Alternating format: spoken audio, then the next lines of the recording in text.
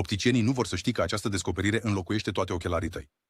Ochelarii tradiționali te obligă să cumperi mai multe perechi pentru o singură față, ochelari de citit pentru meniuri, ochelari de calculator pentru muncă, ochelari de distanță pentru condus și o pereche separată pentru soare. Irosești bani, îți obosești ochii și totuși te încrunți din cauza strălucirii. Soluția a fost mai multe rame, nu o vedere mai bună. Cunoașteți ochelarii Multivision, o singură pereche cu optică flex focus care se ajustează automat pentru fiecare ochi de la -5 la +5 dioptrii.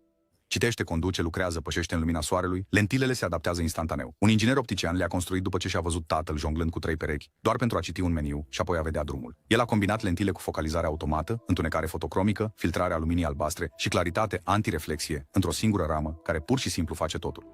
Un indicator stradal la 50 de metri distanță. Focalizare clară ca briciul. Ieși afară și lentilele se întunecă instantaneu pentru a-ți proteja ochii de lumina puternică a soarelui. Înapoi în interior la laptopul tău, ele filtrează lumina albastră pentru a reduce oboseala și a te menține alert ore întregi. Când se lasă noaptea, stratul antireflex intră în acțiune pentru o conducere relaxată, fără efort. O singură pereche le înlocuiește pe toate, zi, noapte, ecran sau stradă, oferind rezultate reale pe care le poți vedea și simți. Peste 40 de ani și obosit de ochelari de citit, luptători de birou cu arsuri de ecran, șoferi care urăsc să schimbe la ochelari de soare, călători care doresc o singură pereche care să se ocupe de toate? Acesta este pentru voi. Clienții timpurii spun: am renunțat la ochelarii de citit, fără oboseală oculară, la sfârșitul zilei. Funcționează chiar și cu dioptrii diferite la fiecare ochi. Odată ce îi pui, ochii tăi fac focalizarea, nu tu. Mergem direct. Astăzi, primiți Multivision cu o reducere de 50% și oferim plata la livrare, șurubelniță gratuită, carcasă dură gratuită, cârpă de curățare gratuită, suport post-vânzare gratuit, garanție de 2 ani.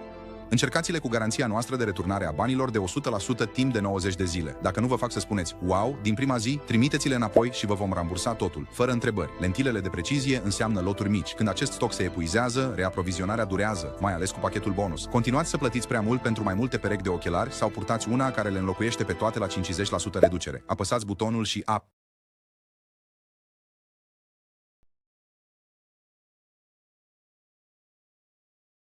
Work today is broken. Every day, people juggle so many different tools just to get work done. A simple task turns into a time-consuming mess because work sprawl has scattered the tools and contexts we rely on. And the trend towards bundling software isn't addressing the root of the problem. The system's broken, and it's wasting our time. 8 years ago, we started ClickUp with a mission to save people time from switching between a bunch of different applications. But we knew the answer wasn't just bundling a bunch of tools together. We needed to rethink how software was built entirely. To solve the root of the problem, we built a single, flexible platform with powerful primitives that can be shared to build multiple first-class products inside of one app. We call this convergence. It's allowed us to deliver products at an extremely high velocity, and now we're tying it all together in a new way. Everything we've built has led to this. Introducing ClickUp 4.0, the first converged AI workspace in the world. It's the future of software. It's not just another bundle of apps. It's a fundamentally converged platform where everything works together seamlessly. From communication to project management to knowledge management in one app, accelerated by the world's most productive AI. 4.0 is the epicenter for all of your work and collaboration. It's the beginning of a new meta-category of apps that will define the next generation of software in the AI age. And it ushers in a new era of craft and quality for ClickUp's product. We've always said that using ClickUp saves you 1 day every week, but I'm confident that you're going to save a lot more than that with 4.0. Because when all of your work converges into one app, one tab, one AI workspace, everything just clicks.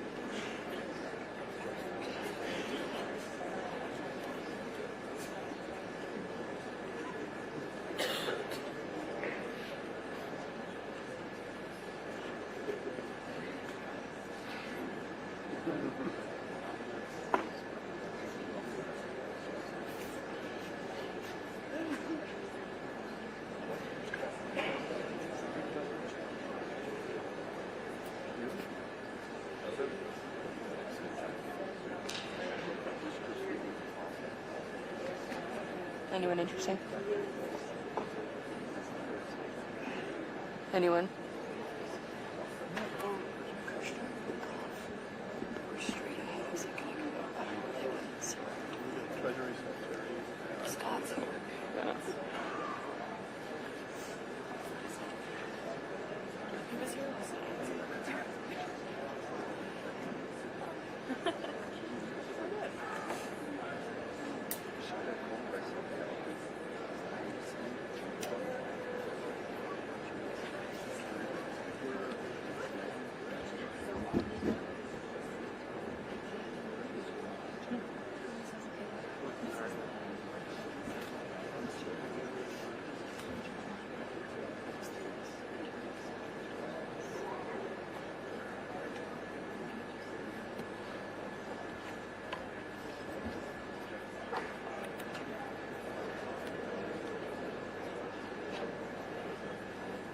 Please welcome the founding members of the Board of Peace. The Minister of the Prime Minister's Court of the Kingdom of Bahrain.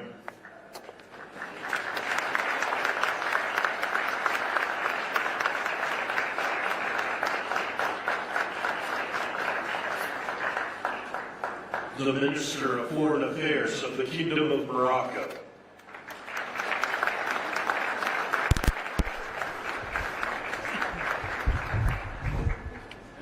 The President of the Argentine Republic.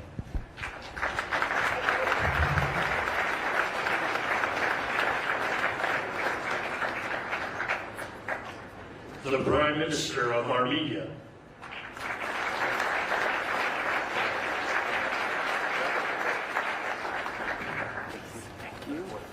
The President of the Republic of Azerbaijan.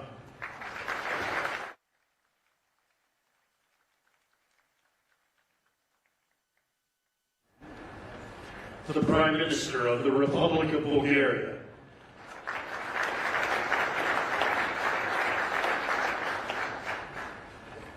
The Prime Minister of Hungary.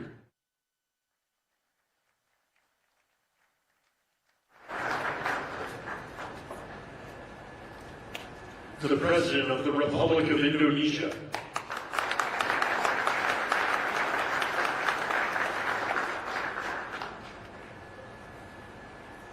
The Deputy Prime Minister and Minister of Foreign Affairs and expatriates of the Hashemite Kingdom of Jordan. The President of the Republic of Kazakhstan.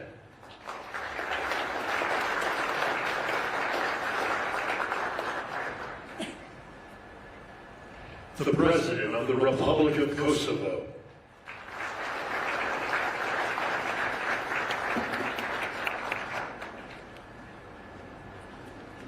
The Prime Minister of the Islamic Republic of Pakistan.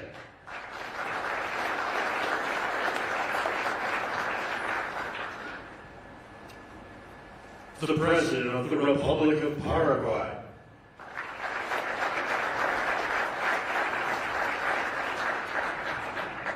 The Prime Minister and Minister of Foreign Affairs of the State of Qatar. Vrei să înveți să cânti la chitară, dar nu știi de unde să începi? Aceasta este șansa ta. Cartea mea, Lecții de chitară pentru începători, te va ghida pas cu pas, de la primul acord până la cântatul pieselor clasice, precum House of the Rising Sun. În ea vei învăța, liniște, cum să-ți acorzi chitara și să începi cu bazele corecte. Acorduri de bază și bare, arpegii și tehnici solo. Cum să cânti melodii clasice și chiar să improvizezi propriile tale melodii. Ofertă specială. Doar aici și acum poți obține cartea la un preț promoțional, disponibil doar pentru o perioadă limitată. Fă click pe buton pentru a începe călătoria ta muzicală chiar astăzi. Învață să cânti cu încredere și să impresionezi pe cei din jur.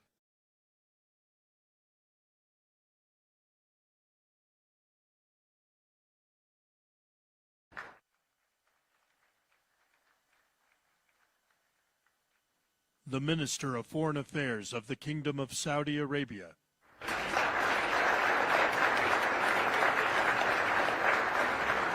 The Minister of Foreign Affairs of the Republic of Turkey.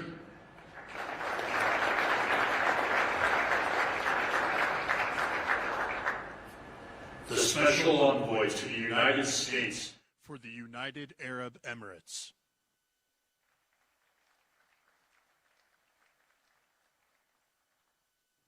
The President of the Republic of Uzbekistan.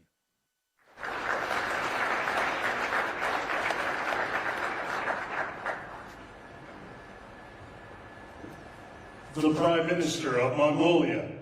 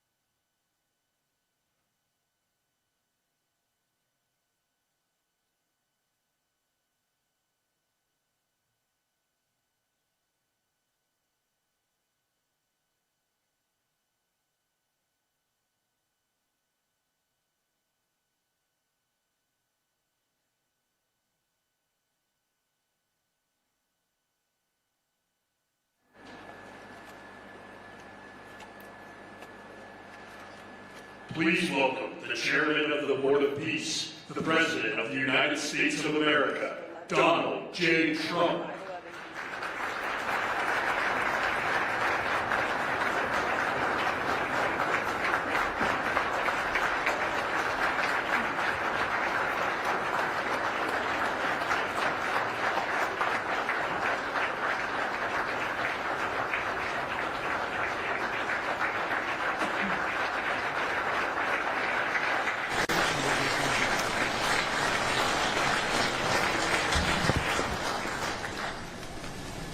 This is a very exciting day, long in the making, and many countries just received their notice. Everybody wants to be a part of it, and we'll work with many others, including the United Nations. But I want to thank you all for being here. Yesterday we had an incredibly successful visit with many of the world's top business leaders, the best, the biggest, most successful, and foreign heads of state, and now we have one of the most important meetings of all, the official formation of what is known as the Board of Peace. I want to thank the Secretary of State, Marco Rubio, Special Envoy Steve Witkoff, and Jared Kushner, and their extraordinary work. I mean, they've done an amazing job. We have peace in the Middle East. Nobody thought that was possible. We've settled 8 wars, and I believe another one's coming pretty soon. You know what that is? The one that I thought was going to be an easy one, it's turned out to be probably the most difficult. Last month, 29,000 people died, mostly soldiers. Ukraine, Russia. Think of that, 29,000, 27,000 in the month before, 26,000 in the month before that. It's terrible. We have meetings and we think we're making a lot of progress. Thanks as well to Secretary Scott Bessent, Howard Lutnick, and Chris Wright, U.S. Trade Representative, Jameson Greer. They're all doing such an incredible job. Ambassador Callista Gingrich, who is here, doing a fantastic, really fantastic work. Thank you, Callista. And many other members of my administration who are so committed to peace, and they're also committed to great success. Very importantly, let me recognize the very first group of distinguished members of the Board of Peace. They will be introduced by name in just a moment. Caroline will be doing that introduction. And each and every one of you, we are truly honored by your presence today. Leaders of countries, in most cases very popular leaders, some cases not so popular. But that's the way it goes in life. Thanks as well to President Karol Nawrocki of Poland, a fantastic man. He just won a very big election. I'm very proud of him.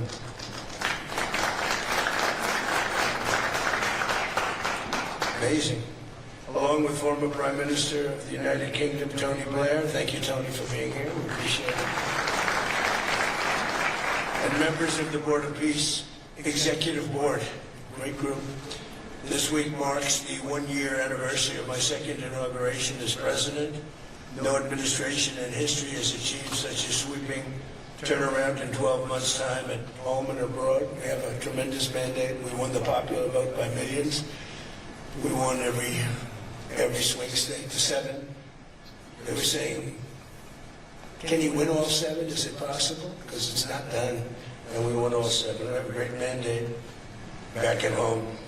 And as I said yesterday, the U.S. economy is booming with virtually no inflation. It was 1.2% for the last 3 months. And we inherited the worst inflation in the history of our country. And we have economic growth now of 5.4%, looks like. And I think that number can double and triple if we do the right things. And if we change thinking so that if you announce good numbers, the markets go up, instead of if you announce good numbers, the market goes down because everybody tries to kill it by lowering or raising interest rates depending on the situation. When America booms, the entire world booms. And we have secured commitments for over $18 trillion in new investment coming into our country, which is a record. by many times over, not just by a little bit, by many times. There's no country ever in history that's gotten anywhere near that number. Slashed our trade deficit by 77%. This is in 1 year. Yesterday was 1 year. And signed historic trade deals with nations from all over the globe. Today, the world is richer, safer, and much more peaceful than it was just 1 year ago. We put out all those fires. A lot of people didn't know, including me, that some of those wars were going on. And some of them were going on for, in one case, 32 years, in another case, 35 years, and another one, 37 years. We were very happy to stop the war that had started with India and Pakistan, two nuclear nations. And I was very honored when the Prime Minister of Pakistan said President Trump saved 10 and maybe 20 million lives by getting that stopped just before bad things were going to happen. As president, I ended those 8 wars in 9 months, including Cambodia and Thailand. And by the way, many of the leaders are here. Kosovo and Serbia, the Democratic Republic of the Congo and Rwanda, Pakistan and India, Israel and Iran, Egypt and Ethiopia. We're working on that right now. I met yesterday with a very good general and a very good leader of Egypt. We're working on a dam that was built which precludes the Nile River from getting water. It's a little tough situation. But we'll get that settled. I really had it just about settled in my first term. Then we had a rigged election. It took me out of commission for a little while, but here I am back. We'll get it settled. But it's a pretty tough situation. The dam was built and the water doesn't come down to the Nile. When I think of Egypt, I think of the Nile, but I think of the Nile with water in it. Armenia and Azerbaijan. I mean, a lot of these leaders have become my friends. They become my friends. They're here. And of course, the war in Gaza, which is really coming to an end. We have little fires that will put out, but they were giant, massive fires, and now they're down to little fires, and we can put them out very easily. We have 59 countries that are involved in peace in the Middle East. Many of them not in the Middle East, they're near the Middle East. They're not in the Middle East. And many have said that if Hamas doesn't do what they promised they would do, and I think they probably will, but they were born with rifles in their hands, literally born. The first day they had a rifle put into their hands, but they have to give up their weapons, and if they don't do that, it's going to be the end of them. But many countries have told me, we want to go in and do it, and they really are countries that you traditionally think of as being involved in that. But that's the fire. Hezbollah in Lebanon, we have to do something about that. But these are, I call them remnants, small remnants compared to what it was before. It was massive, large, powerful countries fighting each other.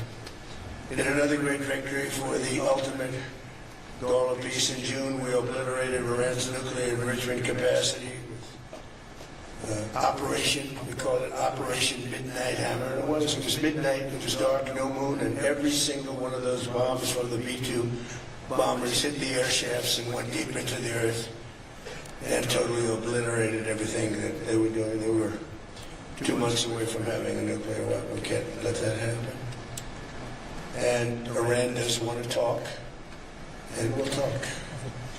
You also hit ISIS in Syria, and very strongly, as you know. My first administration, I took out al-Baghdadi, the founder of ISIS, and he was trying to start it up again because due to the tremendous talent of General Raisin Khan, as I call him, he wiped out ISIS in a period of 3 weeks of my first term. You know, we had a great first term, but the second term is, I think, blowing it away, actually. But we took out ISIS, and we had, it was gone, but during the Biden administration, reform began a little bit. We hit it very hard in Syria. And Syria, by the way, I spoke with the president, is making a lot of progress, tremendous progress, actually. Very happy about that. We took off all sanctions, which gives them a chance to breathe. And he is working very, very hard, and I think he's going to put it all together. So many things are happening, many good things. Threats to Europe and America, and the Middle East, and other places are really calming down. It's a lot different than it was just 1 year ago. Just 1 year ago, the world was actually on fire. A lot of people didn't know it. And in Nigeria, we're annihilating terrorists who are killing Christians. We've hit them very hard. We've killed thousands and thousands of Christians. What's that all about? Much of this unprecedented success is possible because I rebuilt our military in my first term, and now we're making it even stronger. We have a budget of over $1 trillion this year, and next year we're going to 1.5 trillion. Our country's never done better economically. We're taking in numbers that we've never taken in, not only the fact that the investment is at 18 trillion plus, but our jobs numbers, everything is, I think, maybe better than ever before. I think you're going to see a lot of you are investing in our country. I think you're going to be extremely happy with your investments. I think you'll see numbers like you haven't seen before. I also secured commitments from virtually all NATO allies to increase their defense spending to 5% of GDP. Everybody but Spain. I don't know what's happening with Spain. Why would they not do that? They want a free ride, I guess. Every country but Spain increased to 5%. I don't know why. We're going to have to talk to Spain. With America's renewed attention to security of the Western Hemisphere, I've stopped the invasion of our southern border and designated the drug cartels as foreign terrorist organizations. And you probably saw that we've virtually stopped almost 100% all drugs coming in by water. And now we're going to stop them on land. The land is easy. The water is tough. But that's down now. I heard it just last night. It was 97, now it's 98.1%. And we're trying to figure out who are the 2% that are willing to get into those boats. I don't think they watch television or the news. But we've taken out almost 100% of all of the drugs coming into the United States by water. Now we'll, I think, very easily stop them on land. That's the easy part. We wanted to wait until the other was taken care of. And earlier this month, thanks to the unrivaled skill, power, and might of the U.S. military, we have the most powerful military in the world by far. We captured the outlaw dictator Nicolas Maduro, and the people of Venezuela are very happy about it. And we're having great relationships with the leaders of the new leaders of Venezuela. The relationships have been good. We're opening up the country to our giant oil companies, and it's going very well. We've already taken out, think of this, 50 million barrels of oil. And a lot of that's going to go back to Venezuela, and they'll do more income with us in a short period of time than they did in years. Because as much oil as they have, and they have a lot, just about the most. After us, there's a couple of countries that are in that category. We have the most, actually. They're second between Venezuela and us. We have 62% of the world's oil, but they have very little production, so they'll have a lot of production. All the oil companies, we had meetings, you probably saw all the oil companies want to go in, they want to go in immediately. They're already touring the sites. But our military was amazing, that strike was amazing. We had a second wave coming, we didn't need it. They said, no second wave, we don't want a second wave. The first wave was enough. And then, of course, we're working to end the horrible killing in Ukraine, a war that should never have happened, and would have never happened if I were president. It was not going to happen. I used to speak to Vladimir Putin about Ukraine, and it was the apple of his eye, but he would never have ever done it. You can't do that, Vladimir. As part of this historic record of major peace initiatives, today we're announcing more details regarding the Board of Peace, so important. This board has the chance to be one of the most consequential bodies ever created, and it's my enormous honor to serve as its chairman. I was very honored when they asked me to do it. We had an idea to do it, and then they came and they said, you be the chairman. And, but I take it very seriously. We have a great group of people, and incredible young people that are leading it from within. It's running beautifully, started already. And every country, just about every country, wants to be a part of it. And we just sent out the letters a couple of days ago. These are just the countries that are here. They happen to be in Dallas. So we said, we'd be honored if you wanted to join us up at the stage. And it's really great. They're friends of mine, I think. Let me see. Yeah, every one of them is a friend of mine. A couple, let's see, a couple I like. A couple I don't like. I like, actually, in this group, I like every single one of them. Can you believe it? Usually I have about 2 or 3 that I can stand. Usually I have 2 or 3 that I don't like. I don't find them up here. I like every one of these people. You know, they're great people. They're great leaders. And the Board of Peace is composed of leaders, the top leaders in the world, actually. Last October, we released a plan for the permanent end to the conflict in Gaza, and I'm pleased to say that our vision was unanimously adopted by the United Nations Security Council late last year. Under phase 1 of this plan, we have painstakingly maintained that Gaza, and we're going to have it very slowly. That's what we have.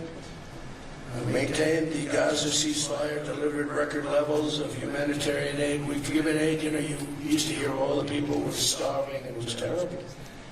Now we have, you don't hear that anymore. We've delivered record levels of humanitarian aid. I want to thank the United States, but I want to thank some of the countries that are sitting right up here, because they've sent great aid, aid also in the form of money, where we go out and purchase food. You don't hear those stories anymore with people starving. And secured the release of all 20, you know, we secured the release of all 20 living hostages. Now I want to thank Steve Witkoff and Jared and everybody for working so hard. They worked so hard, but there were 20 remaining living hostages. Now we got hundreds out, but the last 20, I said, boy, that's going to be a tough one. I said that a year before.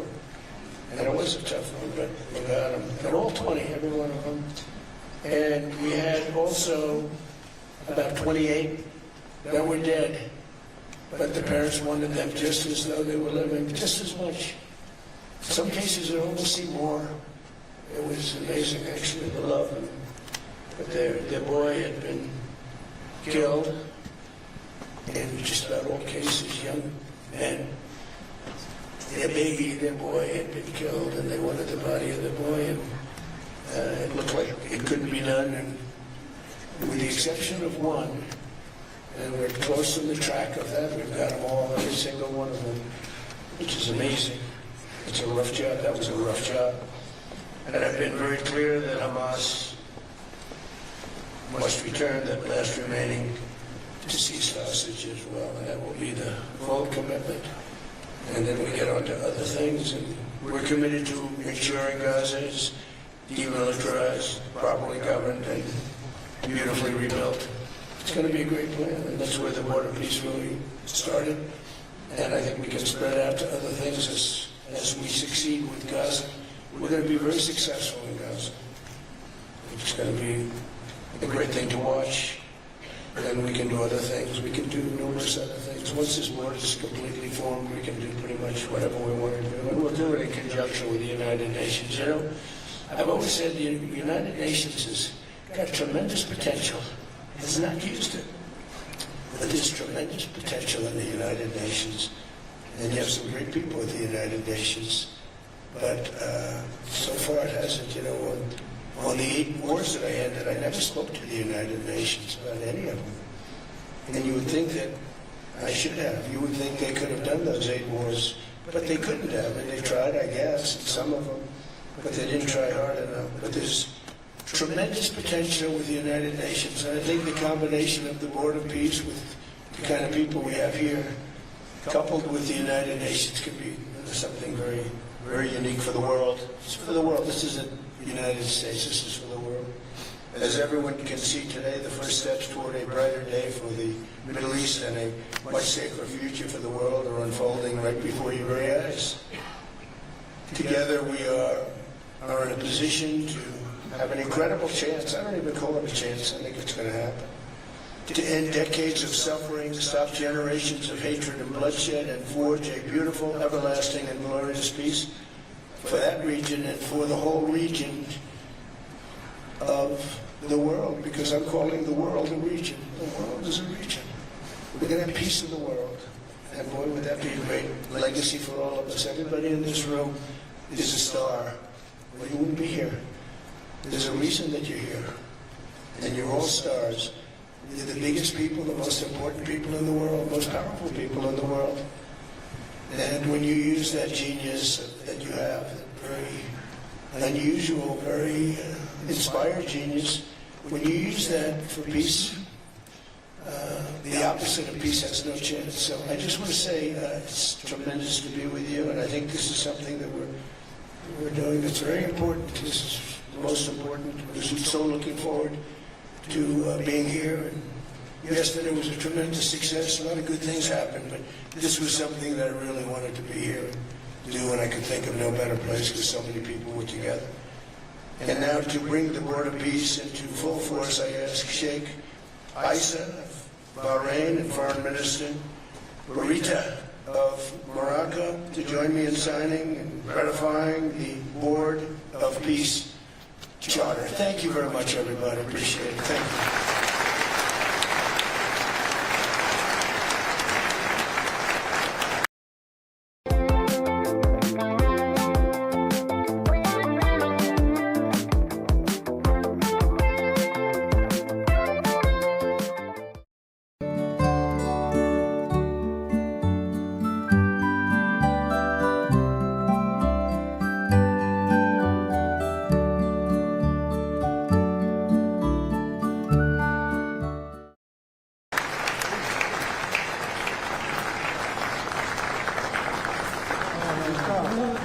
Sit. Sit down. Sit down. Sit down. Sit down.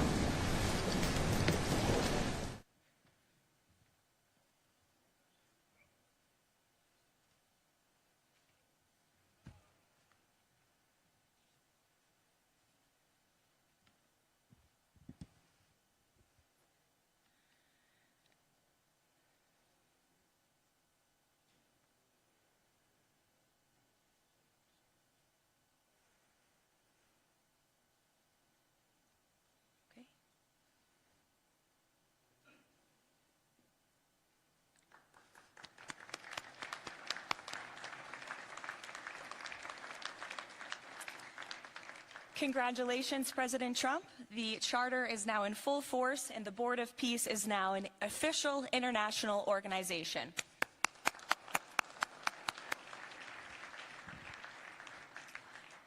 We will now continue the signing ceremonies, beginning with the President of Argentina and the Prime Minister of Armenia.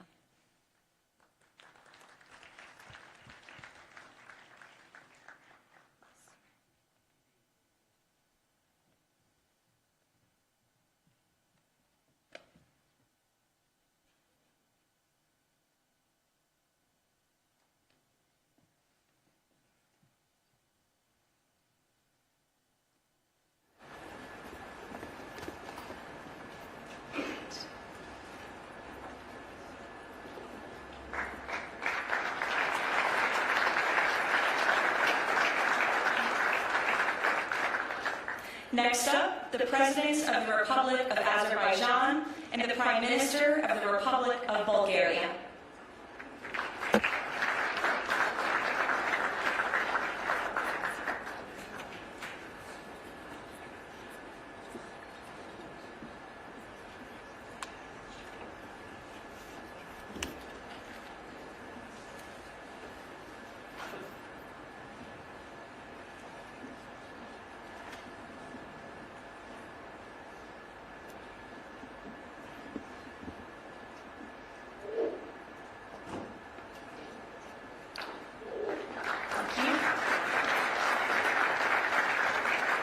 Next, the Prime Minister of Hungary and the President of the Republic of Indonesia.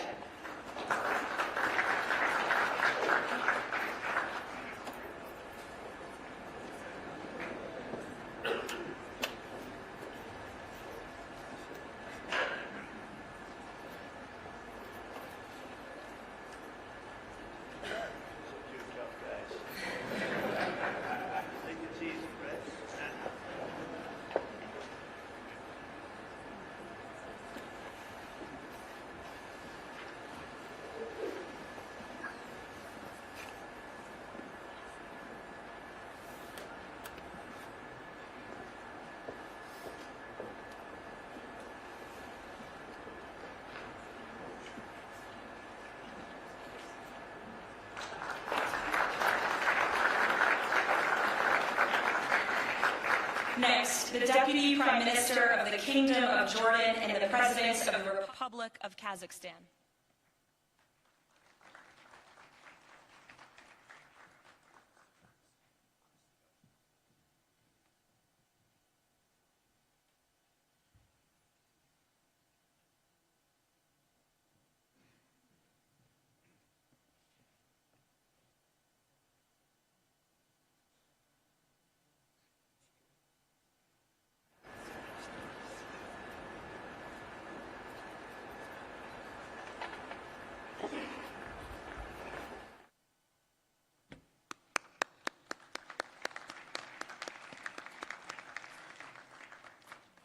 Next, the President of the Republic of Kosovo and the Prime Minister of the Islamic Republic of Pakistan.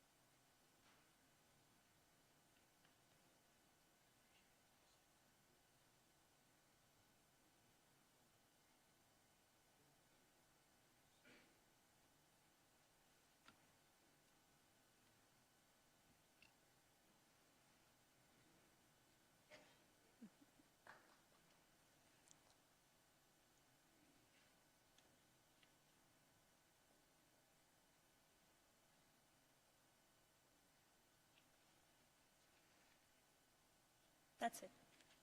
Yes. Thank you.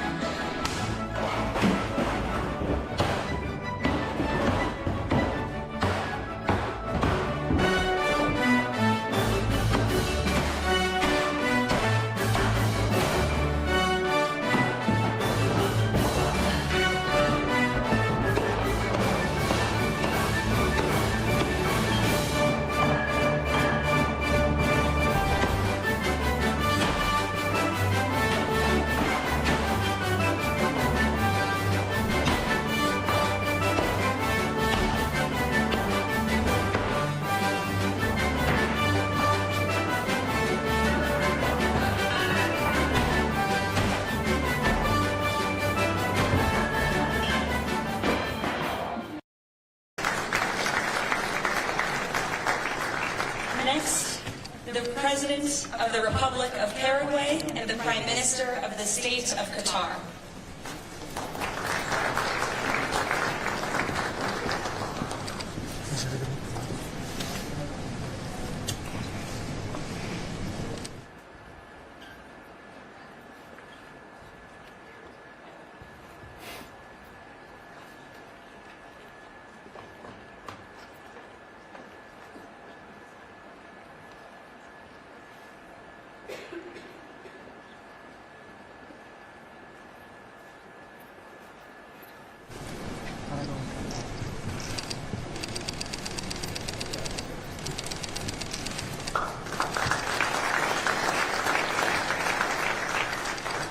Next, the Minister of Foreign Affairs of the Kingdom of Saudi Arabia and the Minister of Foreign Affairs of the Republic of Turkey.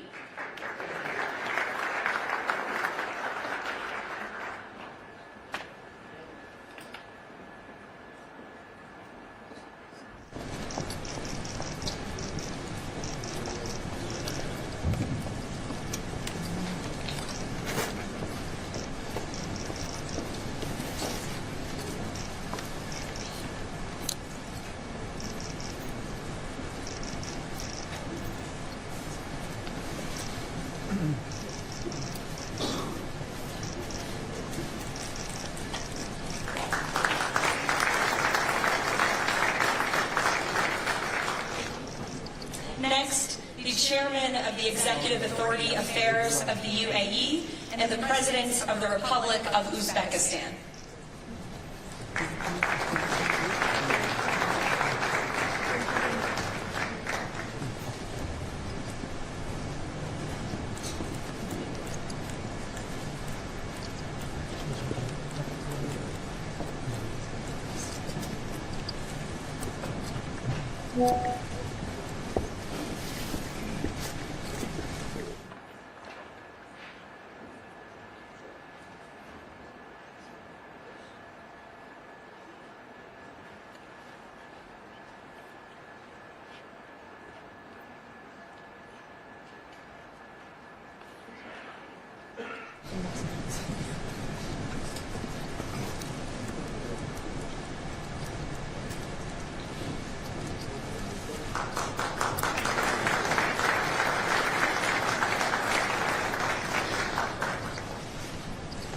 And last but not least, the Prime Minister of Mongolia.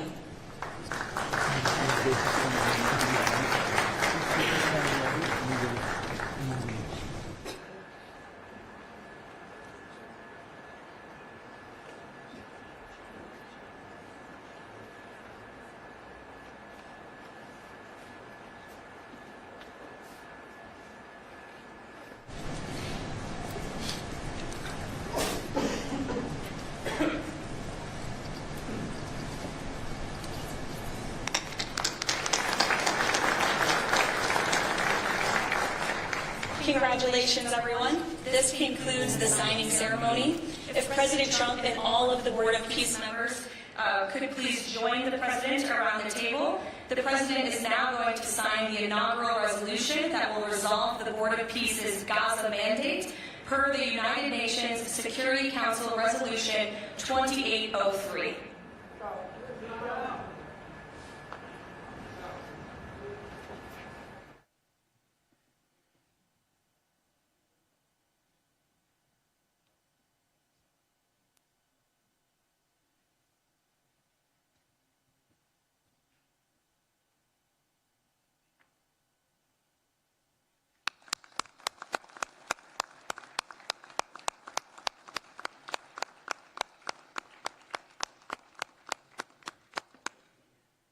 Congratulations. If President Trump and all Board of Peace members could please take their seats in the front.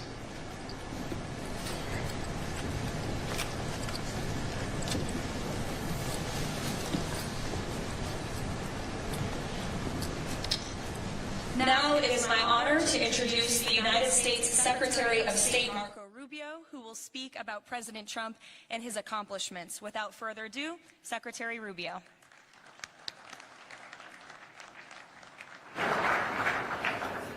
Thank you very much. It's an honor to be here today. It's an honor to serve as the Secretary of State during a historic presidency. And it's a historic presidency because the President of the United States, Donald J. Trump, is someone who is not limited by what others say is possible or what others say is impossible. He's not limited by some of the things that have happened in the past, and he's willing to talk to or engage with anyone in the interest of peace, always putting the American people and our national security first, but understanding that in the world that we share with so many others, peace is paramount to all of us. We are here today because of President Trump's vision. If we go back just a few months ago, people thought what was happening in Gaza was impossible to solve.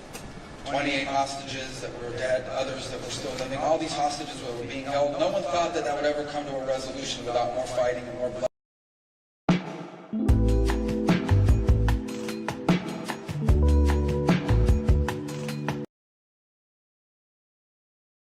The Senate is in quorum.